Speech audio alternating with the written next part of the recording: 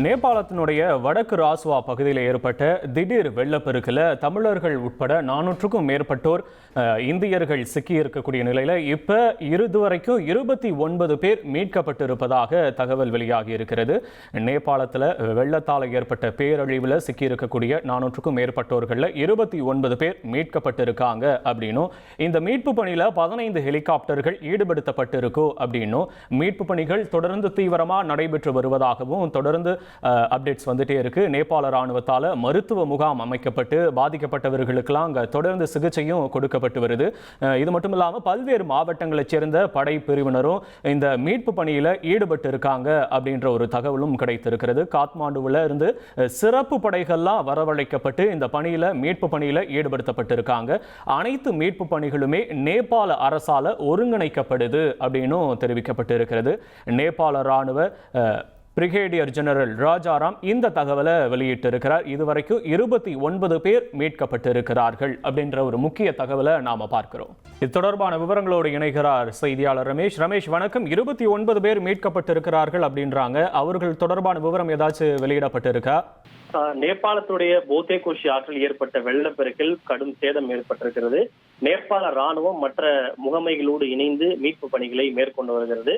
இந்த சூழ்நிலையில் இந்த மீட்பு பணிகள் குறித்து நேபாள ராணுவத்தினுடைய பிரிகேடியர் ஜெனரல் ராஜாராம் சில தகவல்களை தெரிவித்திருக்கிறார். மீட்பு பணி தொடர்ந்து நடைபெற்று வருவதாகவும் மீட்பு பணியில் மொத்தம் 15 ஹெலிகாப்டர்கள் ஈடுபடுத்தப்பட்டிருப்பதாகவும் அவர் தெரிவித்திருக்கிறார். இந்த மீட்பு பணியில தற்போது வரை மொத்தம் 29 பேர் பத்திரமாக மீட்கப்பட்டிருப்பதாக அவர் தெரிவித்திருக்கிறார். ஆனால் இந்த 19 பேர் நேபாள நாட்டை சார்ந்தவர்களா அல்லது வெளிநாடுகளை சார்ந்தவர்களா என்பதை தெரிவிக்கவில்லை. ஆனால் ஒட்டுமொத்தமாக 29 பேரை மீட்டிருப்பதாக அவர் தெரிவித்திருக்கிறார். நேபாள ராணுவத்தால் மருத்துவ முகாம் அமைக்கப்பட்டு பாதிக்கப்பட்டவர்களுக்கு தொடர்ந்து சிகிச்சை அளிக்கப்பட்டு வருவதாகவும் பல்வேறு மாவட்டங்களை சார்ந்தவர்கள் படைப்பிரிவில் ஈடுபடுத்தப்பட்டிருப்பதாகவும் அவர் குறிப்பிட்டிருக்கிறார். இது தவிர நேபாள தலைநகரான காட்மண்டுவில் சிறப்பு படைகள் வரவழைக்கப்பட்டு மீட்பு பணியிலே ஈடுபடுத்தப்பட்டிருப்பதாகவும் அனைத்து மீட்பு பணிகளும் நேபாள அரசால் நெருக்கமாக இணைந்து ஒருங்கிணைக்கப்படுவதாகவும் அவர் குறிப்பிட்டிருக்கிறார். இந்த வெள்ளம் ஏற்பட்டிருக்கக்கூடிய பகுதிகளில் இருக்கக்கூடிய நிலைமை கட்டுக்குள்ள வந்திருக்கா ரமேஷ்? எந்தெந்த பகுதிகள் வெள்ளத்தால் அதிகமாக பாதிக்கப்பட்டிருக்கின்ற டேட்டா ஏதாச்சும் இருக்கா? அதாவது வெள்ளம் காலையில் ஏற்பட்டதோடு முடிந்து விட்டது. அதன் பிறகு புதிய வெள்ளம் ஏற்படவில்லை. ஆனால் அந்த சேதம் குறித்த தகவல் தான் தற்போது தொடர்ந்து வெளிவந்து கொண்டே இருக்கிறது. ஏனென்றால் அந்த போத்தே கோஷி ஆறு எங்கெல்லாம் செல்கிறதோ அந்த செல்லக்கூடிய பாதைகளில் எல்லாம் அந்த கடும் திடீர் வெள்ளப்பெருக்கு என்பது ஏற்பட்டு அது செல்லக்கூடிய பாதைகளில் எல்லாம் மிகப்பெரிய சேதங்களை ஏற்படுத்தி இருக்கிறது. கிட்டத்தட்ட ஒரு 7 மாவட்டங்களில் மிகப்பெரிய சேதங்களை ஏற்படுத்தி இருப்பதாக கூறப்படுகிறது.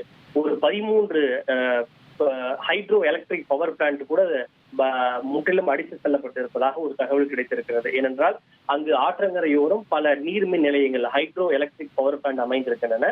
அவற்றில் 13 ஹைட்ரோ பவர் பிளான்ட்டும் அடித்து செல்லப்பட்டிருப்பதாக ஒரு தகவல் கிடைத்திருக்கிறது. எனவே சேதம் என்பது மிக கடுமையாக இருக்கும் என்றுதான் எதிர்பார்க்கப்படுகிறது. இந்திய அரசும் கூட அவர்களுக்கு தேவையான அனைத்து உதவிகளையும் வழங்க தயாராக இருப்பதாக அவர்களுக்கு உறுதி அளிக்கப்பட்டிருக்கிறது.